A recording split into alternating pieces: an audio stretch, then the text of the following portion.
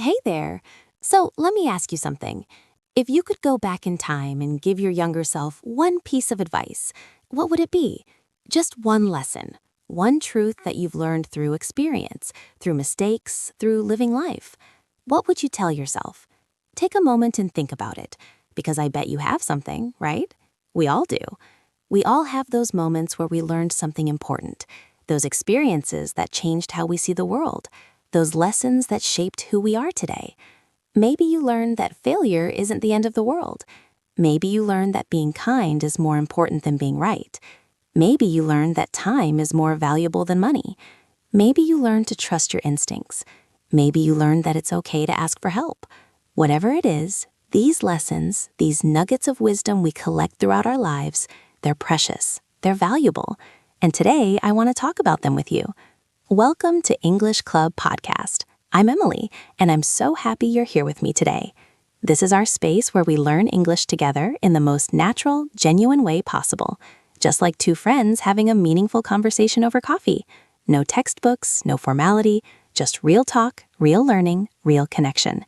And speaking of life lessons, something happened to me just yesterday that reminded me of an important lesson I learned years ago. So I was at the grocery store and I was in a hurry, really rushing. I had a long list of things to buy, and I was trying to get through the store as fast as possible. And I got to the checkout line, and there was an elderly woman in front of me, and she was moving so slowly, counting out her money coin by coin. And I could feel myself getting impatient, annoyed, thinking, come on, hurry up. But then I stopped myself, and I remembered something my grandmother told me when I was younger. She said, Emily, everyone you meet is fighting a battle you know nothing about. Always be kind. Always be patient. You never know what someone is going through. And in that moment in the grocery store, I took a breath. I relaxed. I smiled at the elderly woman. And you know what? She smiled back. And she said, thank you for your patience, dear. My hands don't work as well as they used to. And I felt so glad that I hadn't rushed her or shown my impatience. Because that lesson from my grandmother about kindness and patience, it changed how I approached that moment. And that's the power of life lessons. They guide us. They help us make better choices. They remind us of what's truly important. So today, we're going to talk all about life lessons, the wisdom we gain from living, the truths we discover through experience, the insights that help us navigate this complex, beautiful, challenging journey called life. And of course, we're going to learn how to talk about these lessons in English, how to share wisdom, how to give advice, how to discuss the important truths. This topic is so important because life lessons are universal. Every person, regardless of where they're from, what language they speak, what culture they belong to, everyone learns lessons from life. And being able to share these lessons, to talk about wisdom and experience in English, that's a valuable skill. It helps you connect with people on a deeper level. It helps you give and receive advice. It helps you reflect on your own growth and learning. By the end of this episode, you're going to know how to talk about life lessons in English. You're going to learn all the vocabulary and phrases for discussing wisdom, experience, and personal growth. You're going to hear lots of real examples and personal stories, and hopefully you'll reflect on your own life lessons and feel inspired to keep learning and growing. And hey, before we dive in, if you're enjoying this podcast, please like and subscribe to our channel for more English learning podcasts. It really helps us create more content for you. Your support truly means the world to us. Okay, so let's start with the basics. What is a life lesson? Well, a life lesson is something important you learn from your experiences. It's wisdom you gain from living. It's a truth or principle that you discover, usually through making mistakes, facing challenges, or going through difficult situations. Life lessons aren't taught in school. They're learned through life itself. We might also call these lessons wisdom, insights, or realizations, and they come from all kinds of experiences, good experiences and bad experiences, success and failure, joy and pain, relationships, work, travel. All of life teaches us if we're paying attention. Now, let's talk about some common life lessons that many people learn. And as we go through these, think about whether you've learned these lessons too. Think about your own experiences that taught you these truths. One of the most common life lessons is that failure is okay. In fact, failure is necessary for growth. When we're young, we often think failure is terrible, embarrassing, something to avoid at all costs.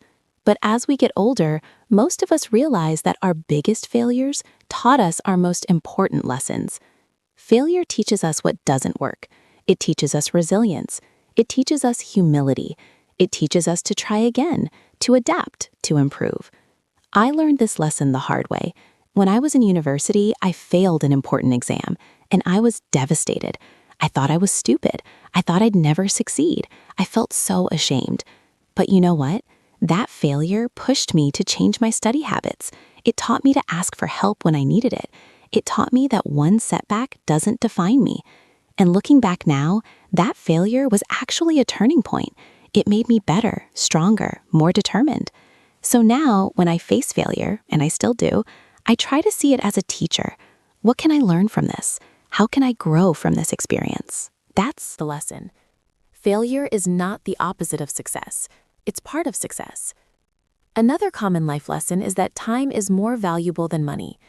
When we're young, we often focus on making money. We work long hours, we chase higher salaries, we sacrifice our time for more income.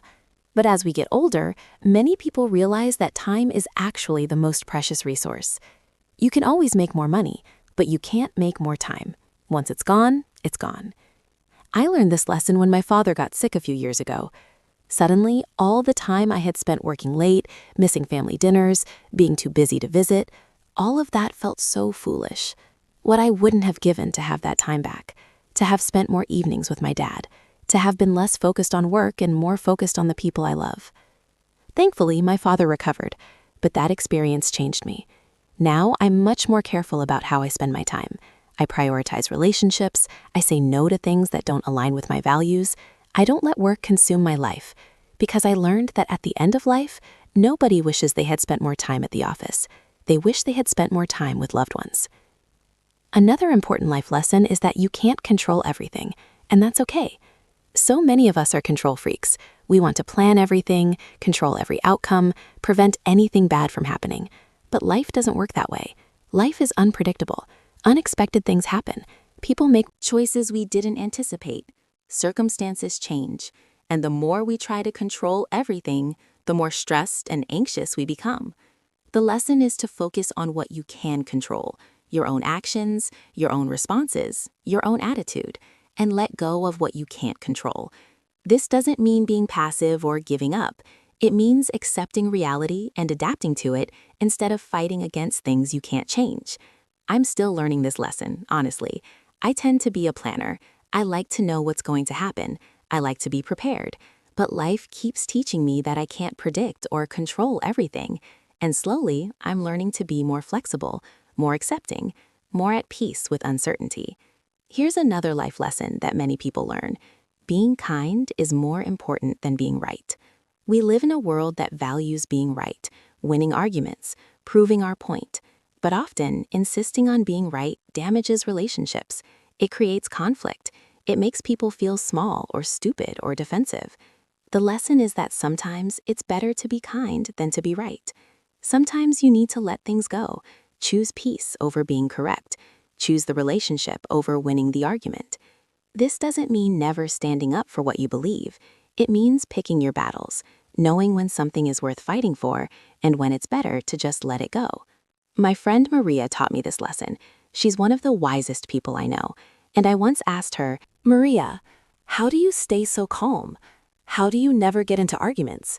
And she said, "Emily, I ask myself, do I want to be right or do I want to be happy? Most of the time, I'd rather be happy, so I choose kindness over correctness." That simple question, do I want to be right or do I want to be happy? It's changed how I approach disagreements, and I found that my relationships are so much more peaceful now. Another life lesson is that what other people think of you is none of your business. This is a hard one for many people.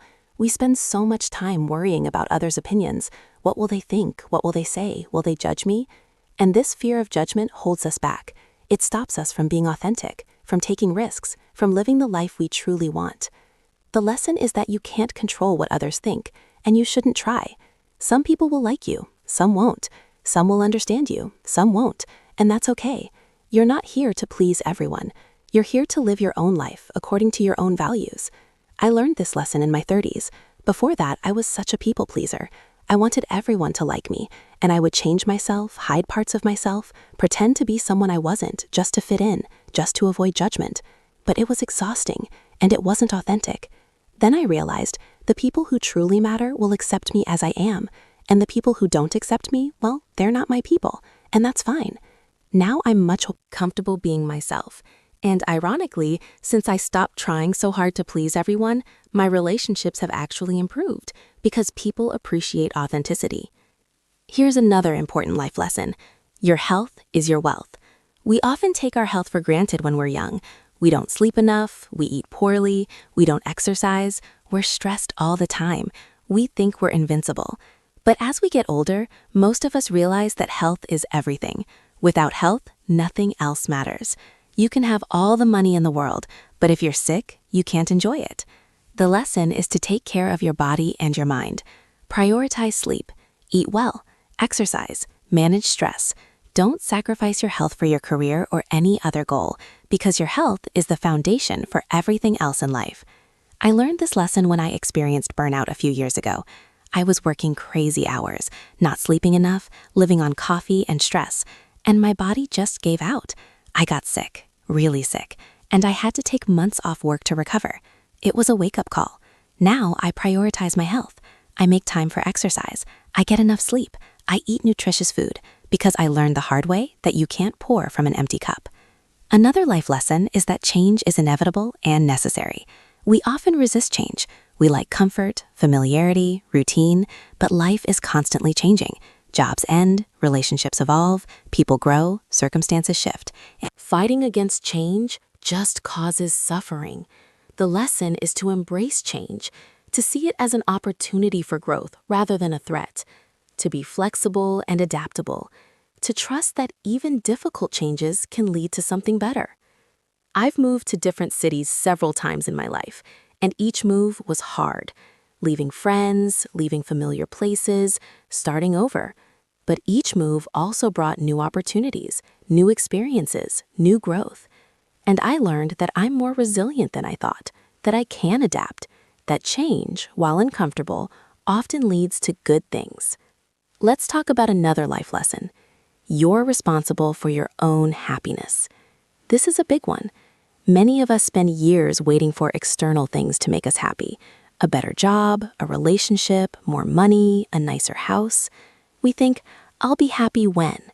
But happiness doesn't work that way. The lesson is that happiness is an inside job. It's a choice. It's a practice. Yes, external circumstances affect our mood, but ultimately, we're responsible for our own happiness. We have to cultivate it, work on it, choose it. I used to think that achieving certain goals would make me happy, but then I'd achieve them and feel empty. Where's the happiness I was promised? And I realized that happiness isn't a destination. It's not something you achieve and then have forever. It's something you practice every day, through gratitude, through appreciating small moments, through choosing a positive mindset, through meaningful relationships and activities. Now, I don't wait to be happy. I choose to find happiness in my current life, even while working toward goals, and that's made all the difference. Here's a life lesson about relationships. You can't change people. You can only change yourself. How many of us have tried to change someone? A partner, a friend, a family member. We think, if they would just do this differently, everything would be better. But people don't change unless they want to change, and trying to force change just creates frustration and resentment. The lesson is to accept people as they are, or decide you can't be in relationship with them. Those are your options. You can't fix people. You can't make them be who you want them to be. You can communicate your needs, you can set boundaries, but you can't control or change another person. I wasted years trying to change people, trying to make them see things my way, trying to make them behave how I wanted, and it never worked.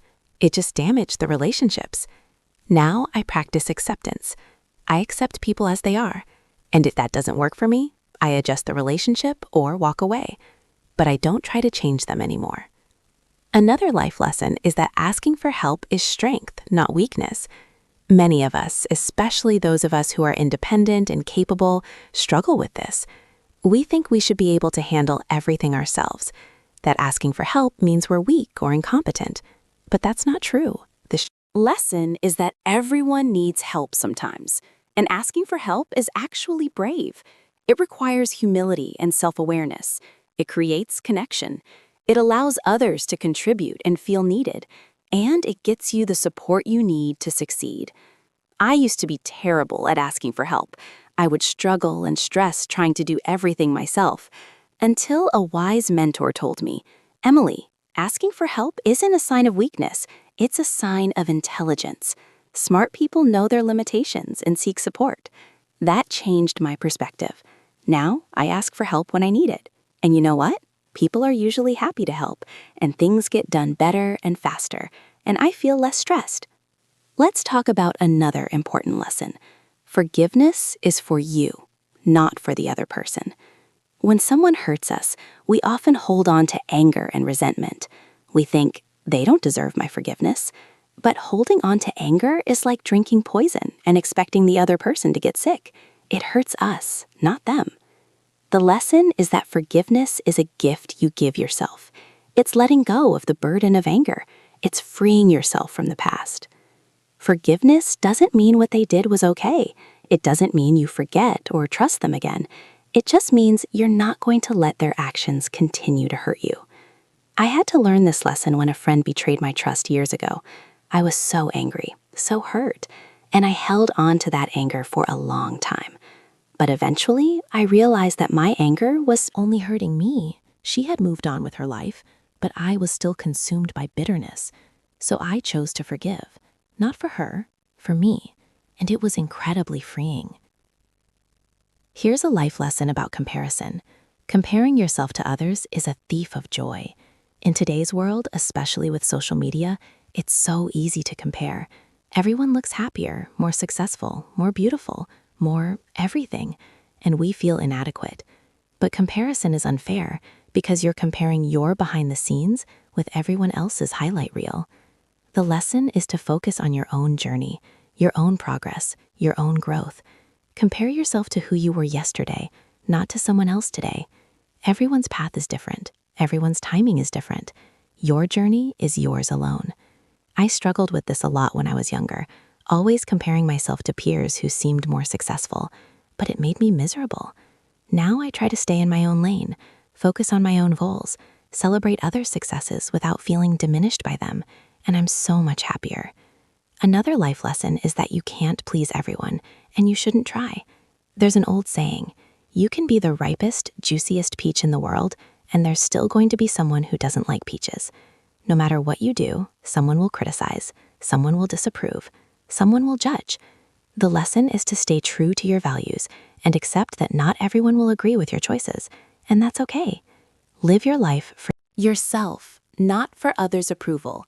I learned this lesson when I made a major career change that my family didn't support. They thought I was making a mistake. They questioned my decision, and I felt torn.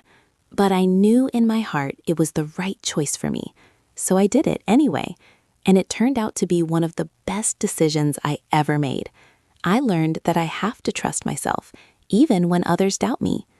Now let's talk about how we discuss life lessons in English. What phrases and vocabulary do we use? When talking about learning a lesson, we might say, I learned that. I realized that. I discovered that. Experience taught me that. Life has shown me that. I've come to understand that. It took me a while, but I finally learned that. The hard way, I learned that, meaning you learned through difficulty or mistakes. When sharing wisdom or advice based on your lessons, you might say, in my experience, from what I've learned, if I could give one piece of advice, it would be, one thing I've learned is, what I've discovered over the years is, the most important lesson I've learned is, looking back, I realize that. If I had known then what I know now. When describing how you learned a lesson, you might say, I learned this lesson when. This became clear to me after. I realized this during. Experience has taught me. Through trial and error, I learned. It wasn't until that I understood. After going through, I learned. When talking about the impact of a lesson, we use phrases like, "This changed my perspective. This changed how I see things. This shifted my thinking. This made me realize. This opened my eyes to. This helped me understand. This transformed my approach to." Let me give you a natural conversation example about sharing life lessons. Imagine you're talking with a friend. "Friend, you seem so much calmer these days. What changed?" You know, I've learned an important lesson over the past few years. I used to try to control everything, plan everything, prevent anything bad from happening, but it just made me anxious all the time. "Friend, I can relate to that." And then I went through a really difficult period where things didn't go according to plan at all, and I had no choice but to let go of control. And you know what? I survived. Actually, I more than survived. Some unexpected good things came from those changes. "Friend, that's interesting." Yeah. So I've learned that trying to control everything is not only impossible, it's also exhausting. Now I focus on what I can control, my own actions and responses, and I try to accept what I can't control. It's made such a difference in my stress levels. That's really wise. I need to learn that lesson too. See how natural that sounds? That's how people really share life lessons in conversation. Now I want to share some of my personal favorite life lessons. These are truths that have really shaped my life and how I live it. 1 of my favorite life lessons is this: done is better than perfect. I used to be a perfectionist. Everything had to be just right. I would spend hours, days, weeks trying to make things perfect. And you know what? Nothing was ever perfect enough. And I would procrastinate because I was afraid of not doing something perfectly. But I learned that perfectionism is actually a form of fear. Fear of judgment, fear of failure. And it was holding me back. So I learned to embrace done, to finish things even if they're not perfect, to put work out there even if it's not flawless. And you know what happened? Things got done. I accomplished more. I grew more. Because done and imperfect is better than perfect and never finished. This lesson has been so freeing. Now I give myself permission to be imperfect, to make mistakes, to create things that are good enough rather than perfect. And I'm so much more productive and so much less stressed. Another favorite lesson of mine is your thoughts create your reality. This might sound a bit mystical, but hear me out. How you think about things shapes how you experience them. If you constantly think negative thoughts, you'll see the world negatively. If you expect bad things to happen, you'll notice all the bad things and miss the good things. Your mindset literally shapes your reality. I learned this lesson when I started practicing gratitude. I began writing down 3 things I was grateful for every day, and at first it felt forced, but over time I noticed something. I started noticing more good things, more things to be grateful for, because I was training my brain to look for the positive instead of focusing on the negative. This doesn't mean ignoring real problems or toxic positivity. It means choosing to focus on what's good and possible rather than what's bad and impossible. It's a powerful lesson that's changed my whole outlook on life. Here's another lesson I love. Courage is not the absence of fear. It's acting despite fear. I used to think brave people weren't afraid, but that's not true. Brave people feel fear just like everyone else. They just don't let fear stop them. They feel the fear and do it anyway. This lesson has helped me take so many risks. Start this podcast, move to a new city, end relationships that weren't working, change careers. All of these things scared me, but I did them anyway. And each time I acted despite fear, I became a little braver. Now when I feel afraid of something, I don't see it as a sign to stop. I see it as a sign that I'm about to grow, that I'm about to do something meaningful. Fear is not the enemy. Letting fear control you is the enemy. Another lesson I cherish is you're allowed to change your mind. This one is so important. We often feel locked into decisions we made in the past. A career we chose years ago, a belief we stated publicly, a path we started on, and we think changing our mind makes us inconsistent or unreliable. But here's the truth. People grow. Circumstances change. New information comes to light. And it's okay. Actually, it's healthy to change your mind when something no longer serves you or aligns with who you've become. I changed my mind about my career path multiple times, and I used to feel embarrassed about that, like I was flaky or didn't know what I wanted. But now I see it differently. Each change was me growing, learning, evolving, and I'm allowed to do that. So if you're in a job you no longer love, a relationship that no longer works, a city that no longer feels like home, you're allowed to change your mind. You're allowed to choose differently. Don't stay stuck just because you once made a different choice. Here's a lesson that changed my life. No one is thinking about you as much as you think they are. This sounds harsh, but it's actually liberating. We walk around thinking everyone is watching us, judging us, noticing our mistakes. But the truth is, people are mostly thinking about themselves. They're worried about their own problems, their own insecurities, their own lives. That embarrassing thing you did, most people have already forgotten about it. That thing you're worried people will judge you for, they're probably not even thinking about it. This lesson has freed me from so much anxiety and self-consciousness.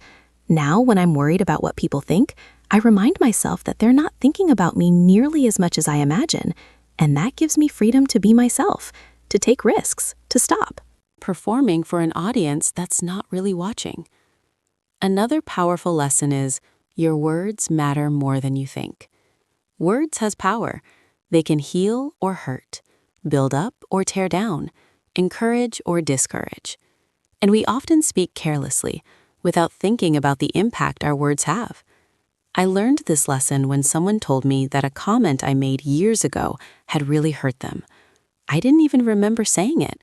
It seemed like nothing to me, but to them, it had stuck.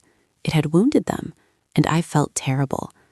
Since then, I've tried to be more mindful of my words, to speak with kindness, to think before I speak, to remember that words, once spoken, can't be taken back.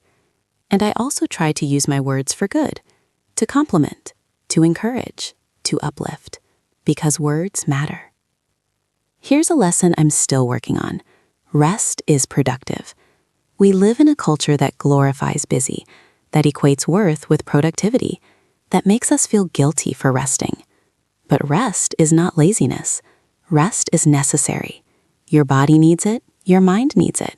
You need it to function well. I've always struggled with this. I feel guilty when I'm not doing something, but I'm learning that rest is actually productive. It allows creativity to flow. It allows your body to heal. It allows your mind to process and integrate. You can't be in constant output mode. You need input and rest too. So now I'm learning to rest without guilt, to take days off, to nap, to just be. It's hard for me, but I'm working on it. because I've learned that burning out serves no one. Another lesson I value is small, consistent actions beat big, sporadic efforts. We often want big, dramatic changes. We want to completely transform overnight. But that's not how lasting change happens. Lasting change comes from small, consistent actions over time. Want to get fit? Don't do an intense workout once and then nothing for weeks. Do a moderate workout consistently, several times a week. Want to learn a language? Don't study for 5 hours one day and then nothing for a month. Study for 15 minutes every day. I've applied this lesson to many areas of my life, and it works. Small steps, taken consistently, lead to big results over time. It's not glamorous, it's not exciting, but it's effective. Let me share another favorite lesson. You don't owe anyone an explanation for living your life. This is something I wish I'd learned earlier. We often feel like we need to justify our choices. Why we didn't take that job, why we ended that relationship, why we moved to a different city, why we chose this path instead of that one. But you don't owe anyone an explanation. Your life is yours to live. Your choices are yours to make. Of course, in close relationships, communication is important, but you don't have to defend your choices to everyone who questions them. I used to over-explain everything, trying to make people understand why I did what I did, seeking approval. But now I understand that I don't need everyone's approval or understanding. A simple, "this is what's best for me," is enough. Here's a beautiful lesson I've learned. The best things in life are often unplanned. We make plans, we have expectations, we try to control outcomes, but often the most magical moments, the most meaningful experiences, the best opportunities, they come unexpectedly. Some of my best friendships started as random conversations. Some of my favorite experiences happened because plans fell through and I had to improvise. Some of my biggest opportunities came from saying yes to something I hadn't planned for. This lesson has taught me to be more open, more flexible, more willing to see detours not as problems but as possibilities. It's taught me to hold my plans lightly and embrace the unexpected. Another lesson I hold dear: your intuition is usually right. We all have that inner voice, that gut feeling, that sense of knowing something without being able to explain why. And we often ignore it. We rationalize it away. We listen to logic over intuition. But I've learned that intuition is wisdom. It's your subconscious processing information and alerting you. How many times have you ignored your gut feeling and later regretted it? Yeah, me too. So now I listen to my intuition more. If something feels wrong, even if I can't explain why, I pay attention. If something feels right, even if it doesn't make logical sense, I consider it seriously. Your intuition is your inner compass. Trust it. Here's another Important lesson. You teach people how to treat you. This one took me a long time to understand. If people treat you poorly, it's often because you've allowed it. You've set poor boundaries. You've accepted unacceptable behavior. You've taught them, through your acceptance, that this treatment is okay. The lesson is that you have power in how people treat you. By setting and enforcing boundaries, you teach people what is and isn't acceptable. By respecting yourself, you teach others to respect you. I used to complain that people took advantage of me, but I realized I was allowing it. I wasn't saying no. I wasn't speaking up. I wasn't setting boundaries. Once I started doing those things, people's treatment of me changed because I taught them how to treat me.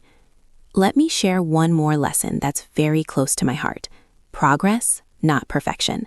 Life is not about being perfect.